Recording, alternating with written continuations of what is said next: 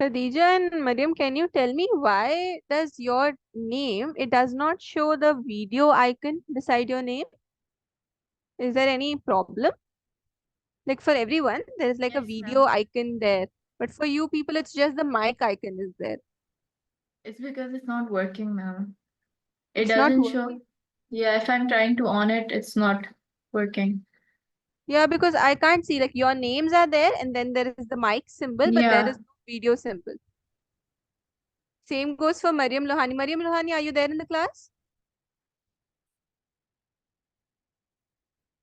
Are you there in the class?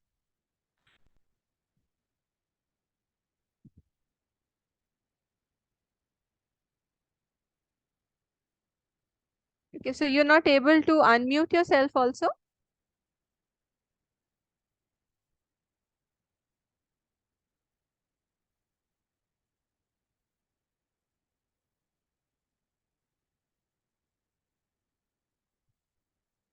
See, students, when you come to the class, try to have all of the things that are necessary. Since you people are doing an online class, so you need to have the this thing, the proper video camera and all of these things, so that I can see you all, right? And like, if not, the video camera is not there, so then you must have the like aids to talk in the class, right? Because if you don't interact with me, then I don't think anything is going to happen in a positive way for you. Because in order to learn, in order to understand the topic better, you have to ask me questions. You have to ask me like, ma'am, please repeat this. Ma'am, what is this? Ma'am, what is that? You have to be invested in the class. And if you're not invested in the class, then I don't think it's of any use to even do the class. You're getting my point? This is to everyone. See, you have to be invested in your studies in order to understand everything on a greater level. You're getting my point? And students, I assure you with this one thing when I say that if you plan your study or if you study like how I want you to, you will not get 1 marks less. Like you not even 1 mark will be cut from your paper. It's my assurity to you. If you study the way I want you people to. Okay, because you can ask the students that had been studying with me previously. They can tell you that if you work on how I tell you to work, you will get full marks. That's my assurity. It's just that you have to learn the things that I ask you to. Getting my point? All right. So in the previous class, we were talking about the applications of the biotechnology, and we saw in that how biotechnology can be a greater option for a sustainable development or for a new kind of development. In that, we talked about the green revolution, wherein because of the use of new technologies and because of the use of that particular, you can say, agrochemicals or fertilizers or chemicals that were used during the agriculture, the production of the food, or you can say the production of the grains, it increased a lot. Now who can tell me at like what times it was increased? The production of triple. the, yeah, it tripled, right? 3x into 3, right? It tripled. This can be asked in fill in the blanks. Okay, so pay attention to all of the details, and this is about the 20th century. Okay, students. Now, later on, we discussed about the tissue culture. And I told you in tissue culture that tissue culture refers to the process wherein you people or anyone who does this process can develop a new plant from the part of the plant. Normally, if I ask you people to make a new plant, what would you do? You'd go to the market and bring the seeds, right? You'll plant the seeds and then you'll have the plant. But tissue culture is so many steps ahead wherein you do not need a seed. You can take the part from the plant's body and then you can use it to propagate a new entire plant. So this is the whole technology in itself, and this is done in laboratory conditions. You know, once I visited a tissue culture lab in a university, so it had, you people have seen test tubes? All of you have seen test tubes?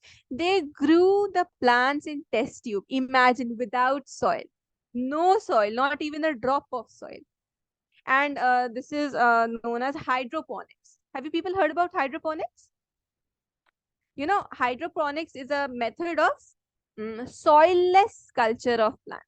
Soilless. It's basically in a medium. It is transparent. If you look at that medium, it has all the chemical nutrients and everything it has, but it does not have soil.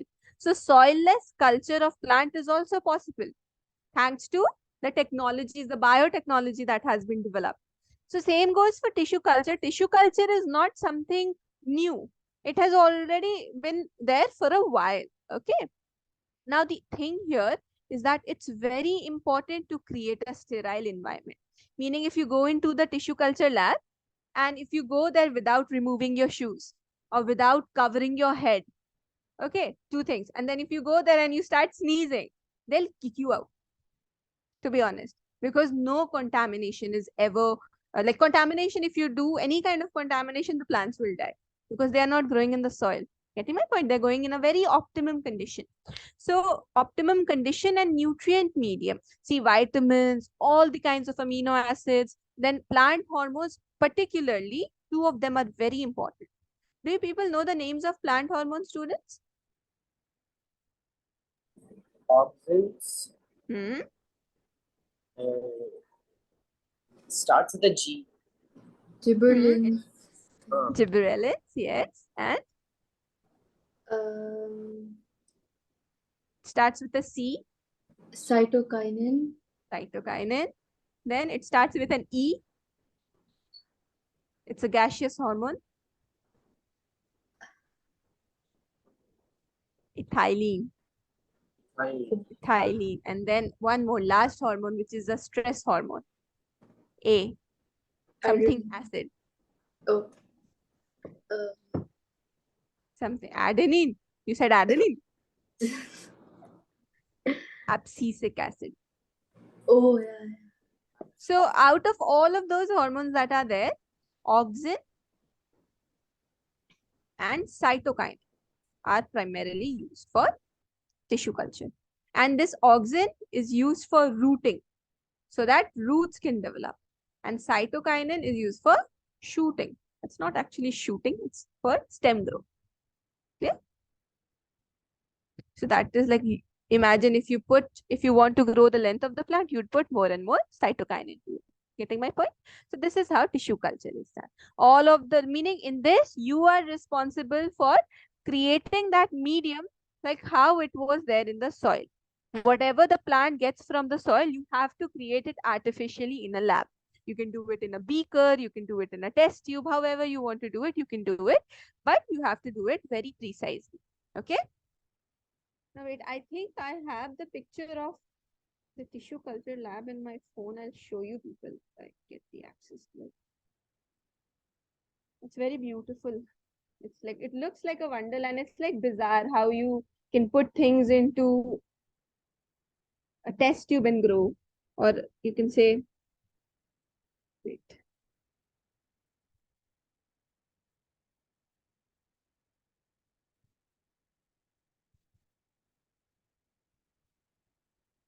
I don't have the test tube one, but I'll show you one picture.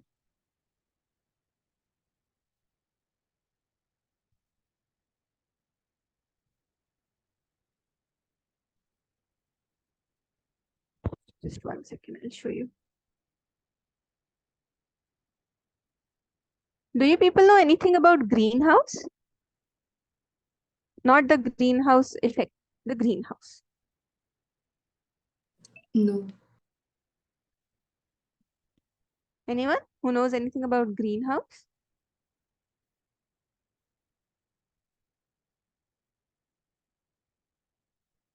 See this, students. Can you see the picture? Wait, sorry. This one. Can you see it? See, do you see that how they are kept in like under a lab situation where it under the tube light? This tube light is the source of light for them. Meaning they are doing photosynthesis with this light source. And all of these are the plants that are created from the parts of the plants and not the seed. Okay, this is the tissue culture labs picture. Like there are great big racks that are kept, and on those racks are these plants that are kept under very supreme nutrient condition and all of that. Okay. Yes. So I was talking about greenhouse. Do you people know anything about greenhouse? No. No. See, for example, if you want to grow a certain plant and you live in a very cold area, so you have to provide it heat, enough heat, right? Whatever the plant's requirement is. So greenhouse is actually a house that is made up of glass. It's like a hut, or like how the house shape is there, and it's made up of glass. And whatever sunlight comes on it, it traps the sunlight into it, making it very hot. So it's like it provides the heat that the plant requires. So many crops are greenhouse crops in which these plants are grown. Got it? All right. So this was about tissue culture. Now, one more thing. I told you that this capacity wherein the plant can form a whole entire new plant by using that X plant is known as totipotency. Totipotency is that ability of the plant to generate more and more cells. Then we also talked about the micropropagation, which is the method of growing thousands of plants with the help of tissue culture. Now, since the cells that are used, as I told you, they are somatic cells, right? They are the body cells of the plants that we are using. In the case of tissue culture, we are not using the gametes, none. We are using the parts of the plants like tissue, right? Particular apical tissue, axillary tissue, all of those tissues we are using. And from that, we are creating the plant. So the cells that we are using, the X plant is a somatic cell. So the offspring plant which will be developed, they'll be clones like the parent plant, and we'll call it as soma clones. Up till now, everything is clear to you all? Any doubts? Okay, what about the rest of you students? Are you there in the class?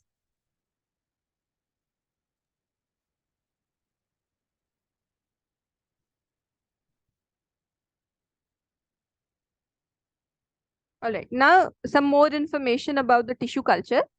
See, for tissue culture, you have to know the nature of the cell. It doesn't mean that you'll take a plant, break it from anywhere, put it in the soil, and then we're like, okay, now my new plant will develop. It's not going to happen. The tissue culture, the part of the plant that you're using, it has to be from the meristematic region. Now, do you people remember anything from meristematic region? Yes. Tell me. That is the part where division. What division? Uh, Yeah, you are right. Speak. You're right. Tell me more about it. Or did you read and you're answering the question? no. I only remember that. See, meristematic zone is that zone in the plant that has constant division property. It keeps on dividing all its life.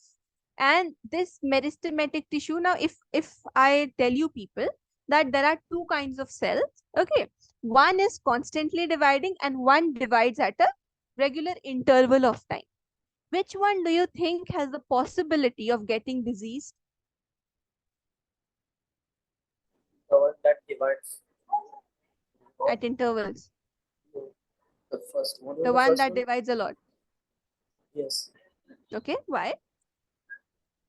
Because if one of them gets the disease, it will replicate it to form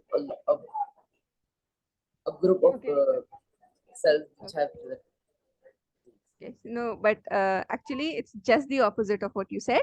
See, the plant that is constantly dividing in the plants, the thing like with us humans, for example, if we have any kind of diseased cell in our body, that cell can replicate by division, right? That is the concept you use, right? But it is not that in the case of plants. What happens is that in the case of plants, because of that constant division, they replace the old cells. The old cells die, the new cells are formed. The old cells die, the new cells are formed. That is the reason, that is the only reason why in the tissue culture we prefer meristematic parts of the plant. The plant parts that are constantly on a division. And since they are constantly dividing, so the old ones are replaced by the new cells. And since the old ones might have gotten any kind of pathogen, virus, bacteria, anything, so they are free from those. That is why the explant that we are using for tissue culture, they are mostly the meristematic parts of the plant. Clear? Okay, now coming on to somatic hybridization. Now, when I talk about somatic hybridization, you people have studied about hybridization in this class only, right? I mean, in this class 12th only. Can you people tell me about hybridization, please? And please don't make me sad. I'll just tell you this one thing, that you people studied this in sexual reproduction of flowering plants. Now you people tell me what is hybridization. You people remember artificial hybridization? Please tell me, enlighten me with it.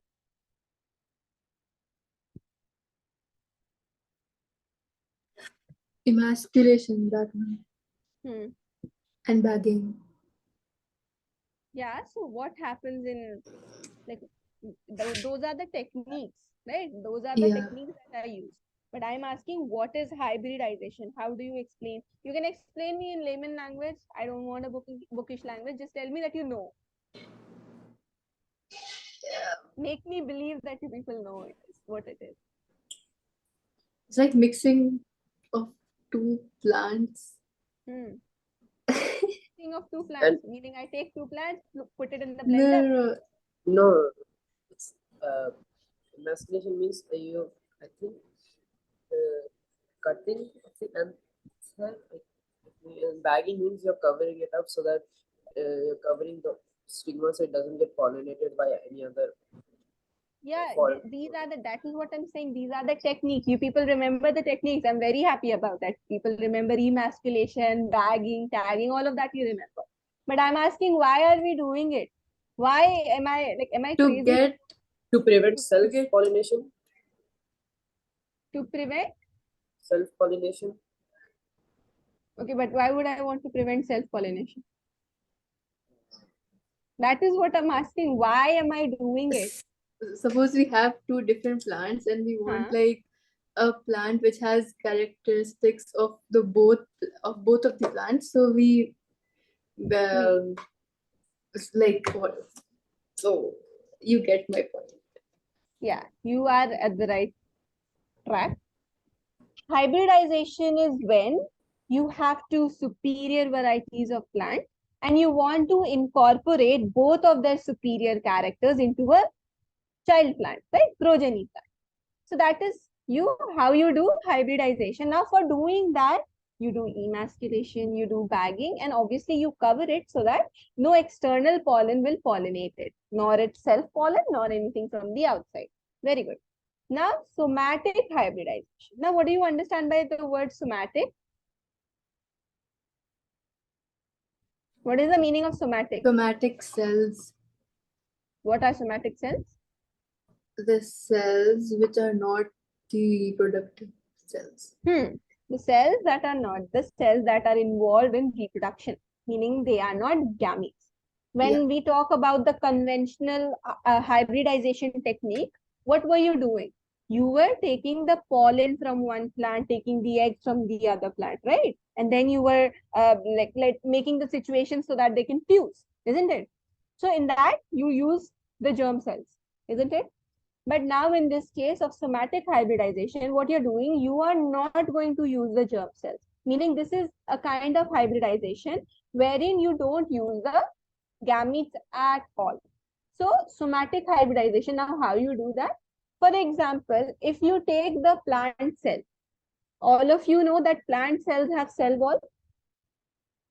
If I say that it's possible to remove the cell wall.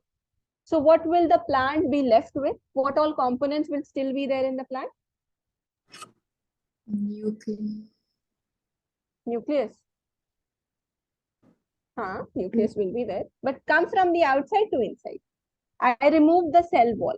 What is the next thing that will be found in the plant? Plasma membrane. Plasma membrane. Inside to that, what will be there? Middle layers. Oh wait, no. Which layer? Nothing. What did you say? Umbilical layer? I said middle layers. That is in different. Oh, middle layer. No. Uh, Plasma membrane will be there. Inside the membrane. plasma membrane, what will be there? Students, Cytoplasm. cytoplasm. And inside the cytoplasm, what will you find?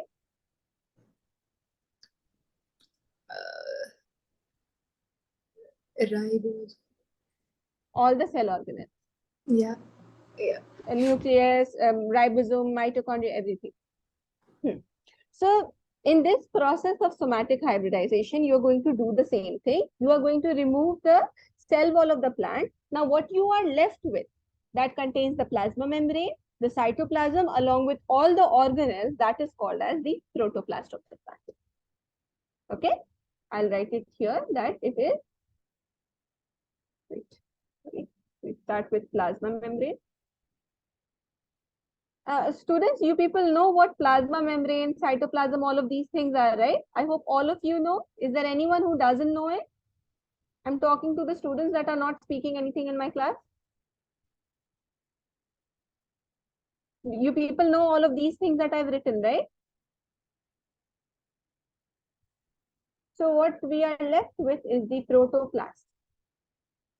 So in the somatic hybridization, we fuse the protoplast, meaning you take one cell, plant cell, you remove the cell wall, now you're left with the protoplast, do it with another plant, and then you fuse it. So the fusion of isolated protoplast with desirable characteristics to form a new plant. Now, the new plant formed is called a somatic hybrid yet again, because again you used somatic cells. Now the fusion of protoplasm of potato and tomato made tomato. You people have heard about tomato? It's a fusion of tomato and potato, tomato. And that is developed from this protoplast fusion only. And I can't even imagine how it might have tasted with potato and tomato together, but people develop. Clear? All right. So these are all the extra things that you should know. These are the techniques that go along to biotechnological view only, but not pure biotechnology.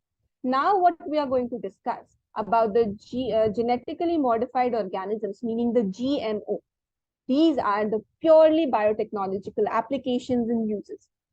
Now, any organism, be it a plant, be it a bacteria, fungi, animal, out of all of these, who's ever have their genes altered in some way, maybe some qualities have been taken out, some qualities have been added. That is alteration, isn't it?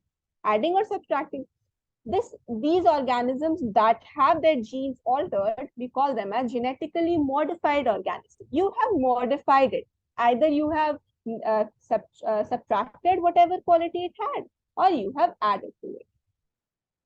Now, the genetically modified plants, they are useful in many ways, such as, see, you can say with the help of biotechnology or with the help of genetic modification, you can make the crops more tolerant to abiotic stress like cold, drought, salt, and heat. Normally, if you, like, how many of you have plants at your home? Any kind of plant? So, for example, you have plants at your home. Mariam, you don't have plants at home. Okay.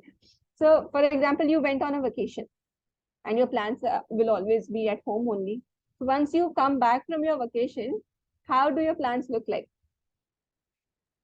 But Dead. yellowish Yeah. in color. Yeah, they become yellowish, they become dry, isn't it? And they become droopy and all of those. Why? Because during the time while you were enjoying, the plant did not have the source of food, did not have the source of sunlight, right? You have to keep it in sunlight also. So the plant was not able to do so. So it got the stressful condition, and because of which it dried or desiccated or died. But if we have a genetically modified crop, let's just say, or in the field also, so they can be made tolerant so that they can be resistant. For example, if the temperature rises much more than it is suitable for the plant, even in that case also the plant will not die, because we have altered the gene in such a way that it becomes more tolerant It becomes more resistant to any change in the environment. Again, for the cold also same thing. The salt condition, maybe the soil that they are living in, because of certain um, you can say pollution or anything of that sort, the soil has become salty. Salty means it has salts, not salt, table salt. Salt means the compounds, right? So in that case, the plant can be made tolerant to that. So if the plants are tolerant to all of these abiotic stress, then that means that you will have a much more better harvest, isn't it? After the plants are done, the harvest will be much more better. Second is that since you have made the plant tolerant, so you can make it tolerant to the biotic stress also. Biotic means living organism or the pest and everything. So if you make your plants resistant from that also, then you are not relying on pesticides anymore, isn't it? You don't need pesticides anymore. Then the post harvest loss, if your plants are well, if your plants are healthy, then once you're storing the plants or once you're storing the harvest, your harvest will not go bad. It will not go stale. Then the increased efficiency of mineral usage by the plant, meaning if you have modified the plant in such a way that its root is even better absorbing now. So it will utilize the nutrients available in the soil in much better way. So you increase the efficiency. Apart from that, the most important point is that if you have added more and more nutrition into it, so it will provide you much more nutrition than how it used to. Clear? And one such example of this enhanced nutritional value is the golden rice. Have you people ever heard about it? Golden rice? See, golden rice, it was a crop that had its nutrient value enhanced a lot, meaning the amount of vitamin A content in it was increased a lot because of biotechnology, because of gene modification. So now this rice has been made much, much more, you can say, nutritious, and it had beta carotene in it. Like, for example, if we eat beta carotene, more and more vitamin A will be synthesized in our body. And what happens in the deficiency of vitamin A, students? Do you people remember?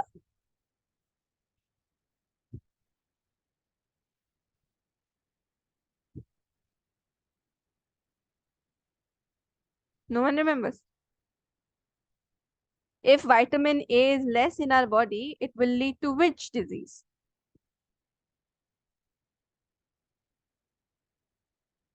Night blindness. Okay, night blind. What will happen if we have less vitamin C in our body?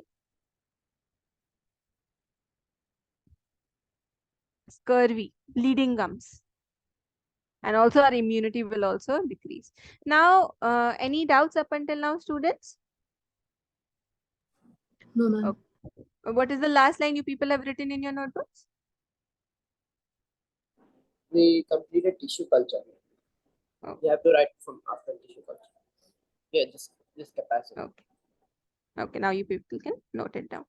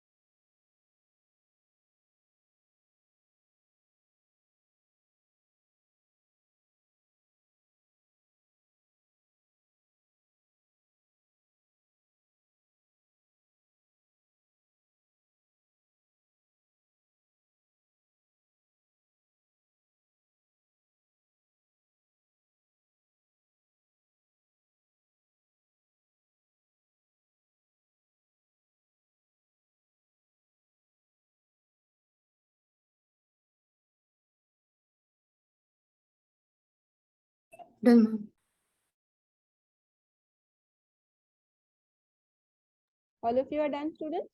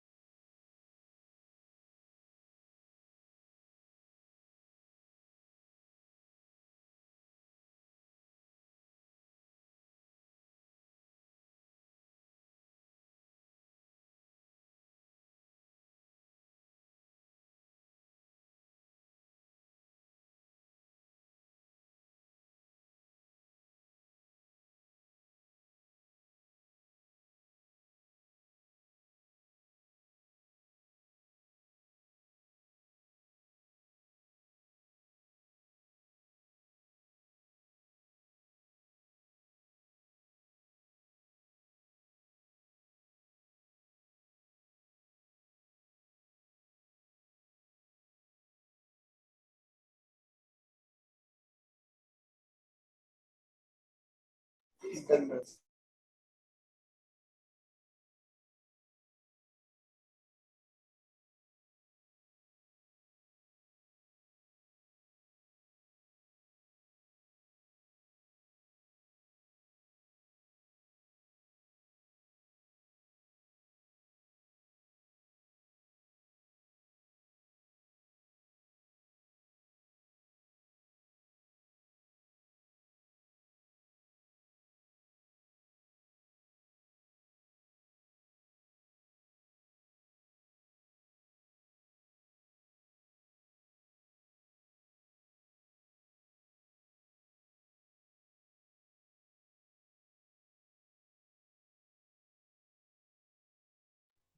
Done, students? Yes, ma'am.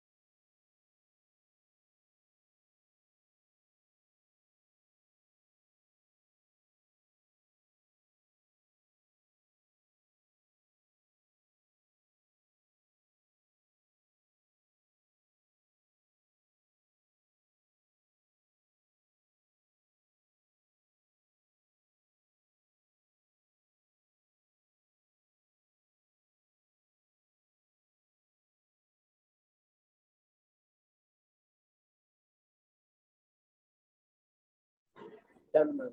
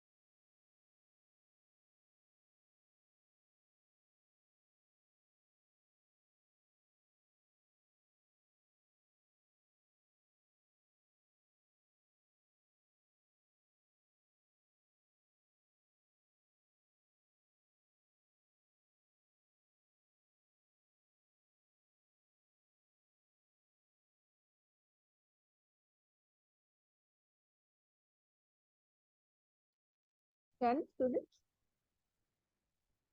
Yes, ma'am. Yes, ma'am.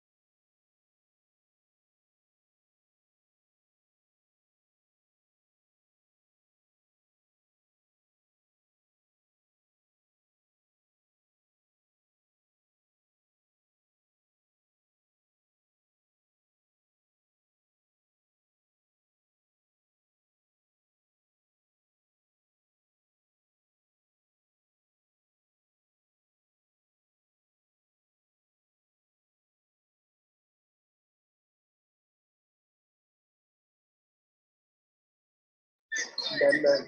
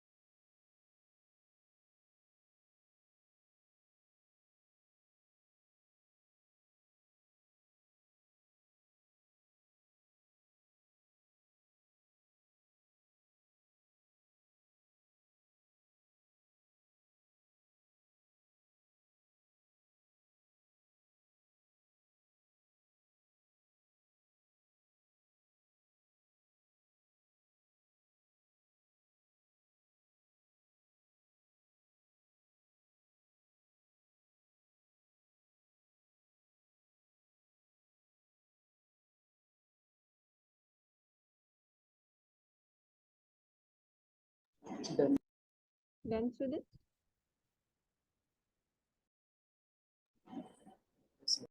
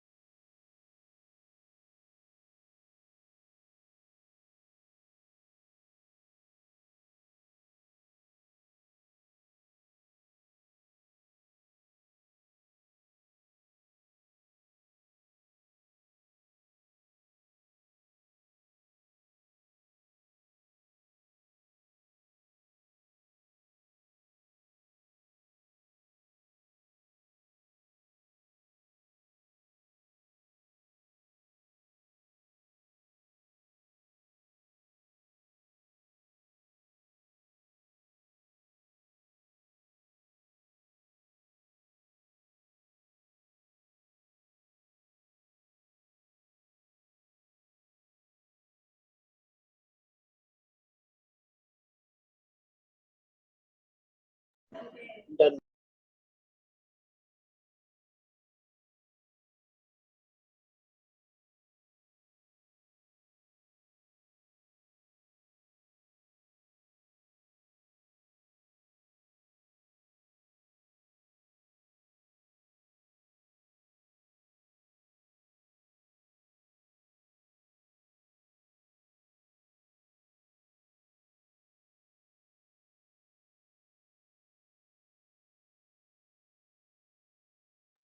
Done, students?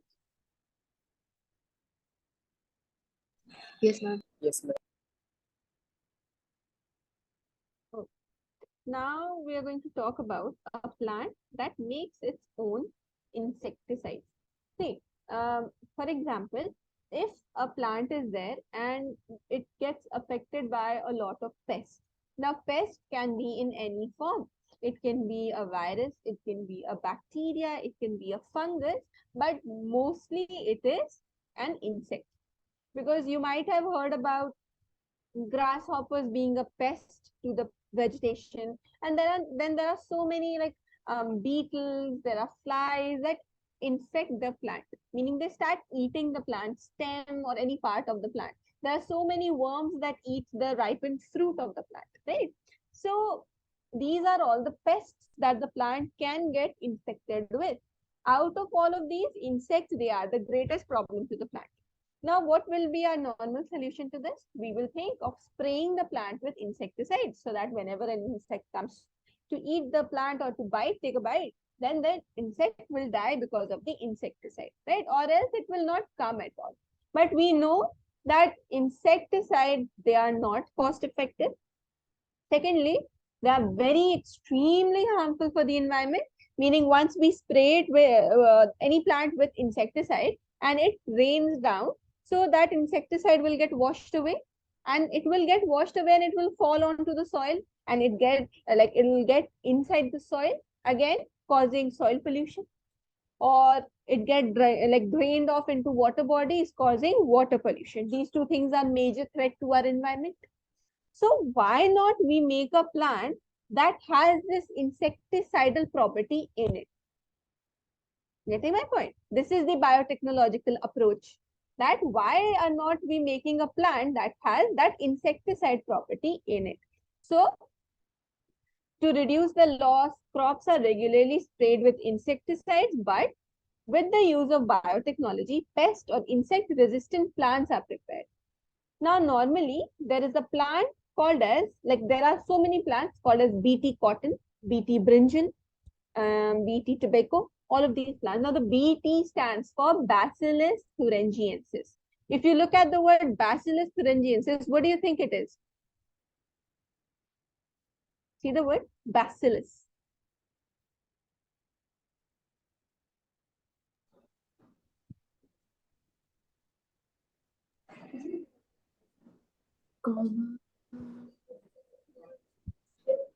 Bacillus.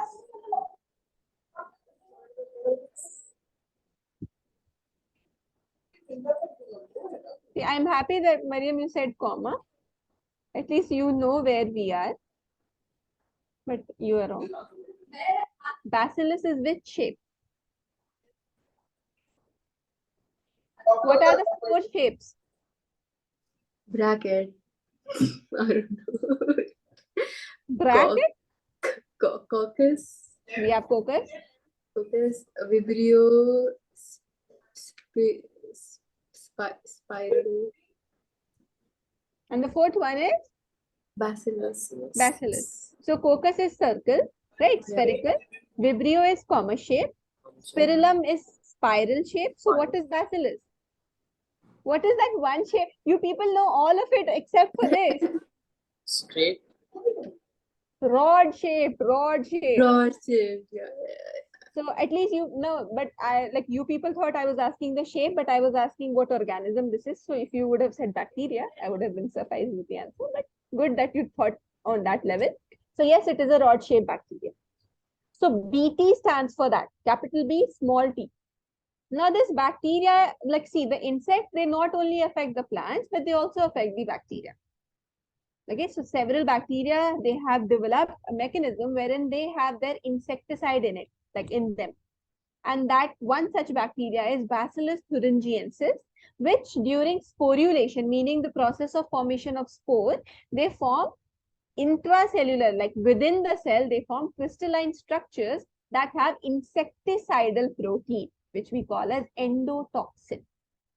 Okay, this protein is inactive, meaning in their body it is inactive, but it gets activated as soon as it gets inside the body of the insect. So imagine if any insects eat a bacteria or they consume a bacteria, they'll die because the toxin which is present normally in bacteria's body, that toxin will get activated in the body of bees. This mechanism we are using in the plants also. Clear? Okay, now you people note down till here. Any doubts up until now? What is the meaning of insecticidal? Insect killing. Insect killing. See, the word cidal refers to killing. And the insect is insect. So there are two things that you people should know. I'll tell you here only. There is a word called as sidal, and then there is a word called as static. Bacteriocidal, insecticidal. Then there can be insectistatic. What is the meaning of static? Not killing. So we are promoting the group. Quick. Cidal is killing it, like insecticide, pesticide. The word side refers to killing. Then what would the word static refer to? Quick. Not moving. Not moving. You people might have used that feature in Instagram also, right? Where you post pictures, so they say static post, isn't it? The post that is not a video is a static post. Yeah. Static means to stop. In biology, it means something that is not moving. You are right, meaning to stop. So to stop or to inhibit the growth of anything, that is static. Bacteriostatic, meaning it will inhibit the growth of bacteria. Bactericidal will kill the bacteria. These two things you people should know. Okay. Any doubts? No. Okay.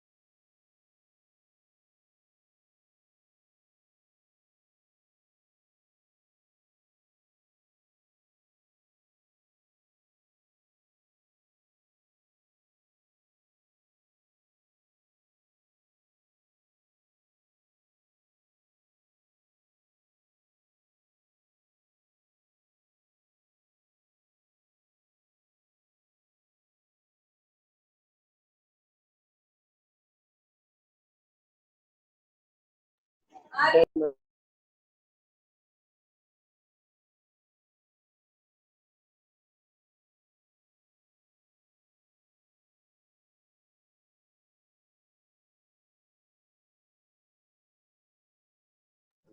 Ma'am, please scroll up.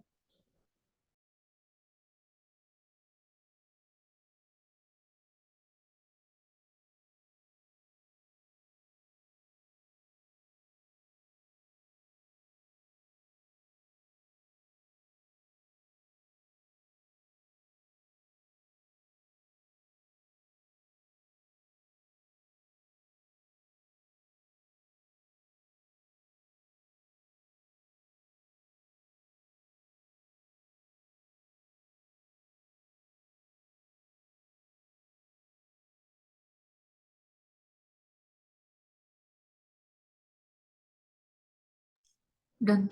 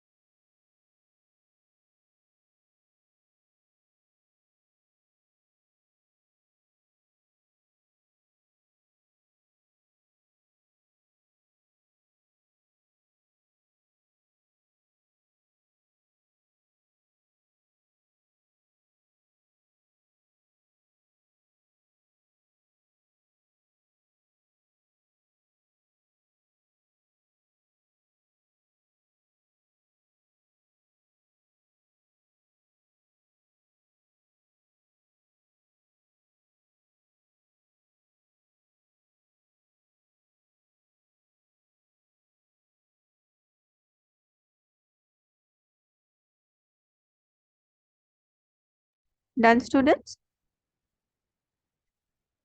Yes, ma'am. All right. Okay, students. So we'll keep it till here. And Khadija, please stay in the meeting. Are you there? Yes, Khadija, are you ma'am. there? Okay. Mariam and Yahya, you can leave the meeting. We'll meet in the next class. Okay. Yes, you, ma'am. Do Okay, you people have any doubts? No, no, ma'am. ma'am. All right. Okay. Okay. Then I'll see you all in the next class. Thank you, ma'am. Okay. Wait, Khadija. You wait.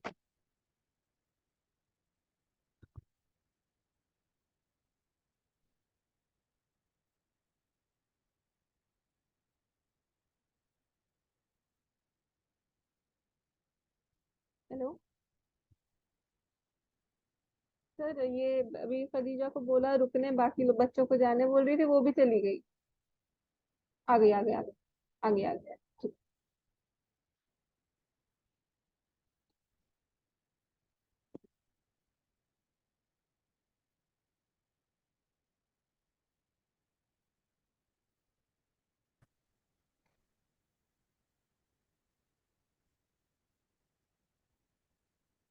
Am I audible, Khadija? Yes, ma'am. All right. Okay. So I was basically I stopped you from going from like for right now because I wanted to do a meeting with every student one on one to take sort of like a personal viva and stuff. So Okay. like it'll be from the chapter human reproduction. Okay. Okay. Yeah. So can you tell me something about the fetal ejection reflex? It is the reflex that is produced, which helps in Mhm. when during parturition. It Mhm. helps the fetal is ejected out by Okay. this reflex, basically. All right. So where does this reflex come from? The brain? Mm, uh, the placenta, The placenta. fetal Okay. ejection. Hmm. Where does it come from? Does it come from the brain or the which part of the brain or spinal cord, anything? The brain? I I mean, don't I'm remember. asking you, where does it come from? Mm, the spinal cord. It sends. No, no, no, no. Uh, mm, I don't remember now. Okay, it's okay. You said placenta though, right? Yeah. Yeah, it does come from placenta. I was saying brain and spinal cord to confuse you. It comes Oh, from placenta and it comes from one more place. Tell me that. one more place. Hmm. Mm, um. It comes from the developed fetus. Oh yeah. Oh, okay. Can you Yeah. tell me the function of luteinizing hormone? Function of um uh luteinizing hormone. Um, it is luteinizing hormone. It is during ovulation. Hmm. Um, it is produced in large amounts, Hmm. Correct. and uh, it helps in when it is produced in large amounts, the graphene follicle is ruptured and corpus luteum is produced. And during pregnancy, uh, the large amount of LH production ha supports the pregnancy. Um, uh,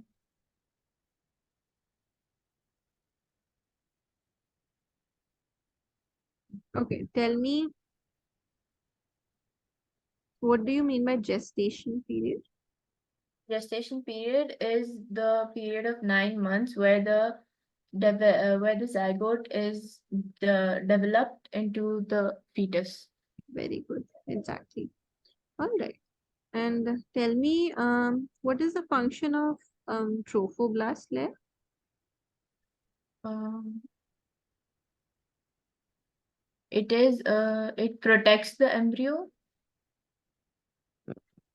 It protects the embryo. Yeah. Wait,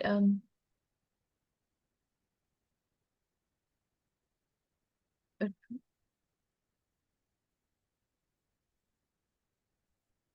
it protects it and it, nourishes the growing embryo. Okay. Can you tell me the parts of a sperm? Parts of a sperm, there is a head, a middle Hmm. piece, and a tail. Okay. And what do you like? What is the difference between spermiation and spermiogenesis? Spermiation. Spermiation and what? Spermiogenesis. Oh, okay. Spermiation is the process of the when the spermatid cells get converted to spermatozoa, and spermiogenesis is the overall process of sperm production. Then what is spermatogenesis? Spermatogenesis. Wait. In spermiogenesis, the spermatozoa are formed. They're transformed from spermatid. Wait, so spermiation. Wait, what is spermiation? Spermiation. Okay, tell me what is zona pellucida?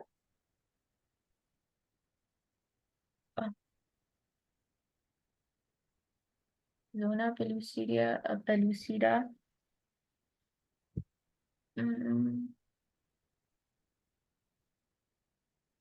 It is the I Is don't it remember present now. in male or females? Yes, ma'am. Is it present in males or females? Females. It is a layer that surrounds the oocyte. Okay. I didn't do this chapter that well yet. Okay, you haven't done this Yeah. chapter. Okay, that's okay. Okay, so the first form yellowish fluid is known as?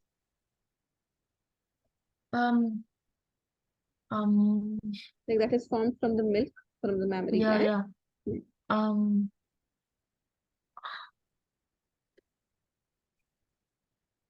What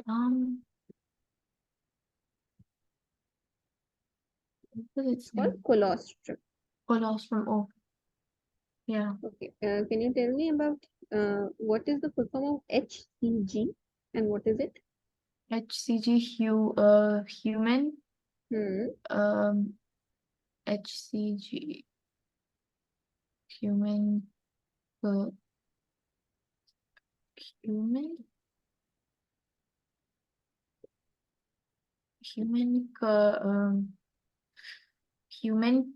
chronic human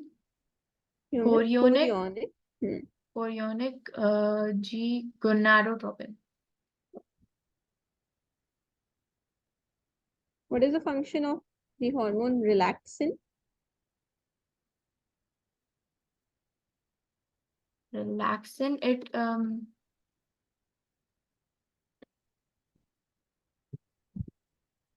it is the hormone. Relaxin is a hormone which helps in parturition.